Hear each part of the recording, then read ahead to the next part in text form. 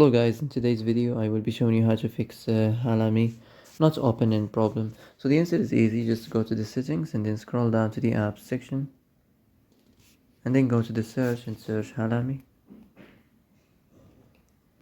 and then go to the storage and here you will find this clear cache option. Click on it.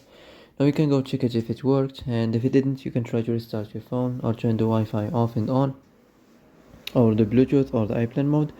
Also you can try to clear data, but be careful. If you clear data, all the Halame data will be deleted. This includes all files, the settings, the accounts, the databases, etc.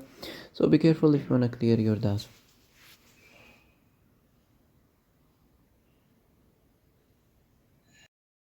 And that's it for today's video. I hope this is the answer you've been looking for.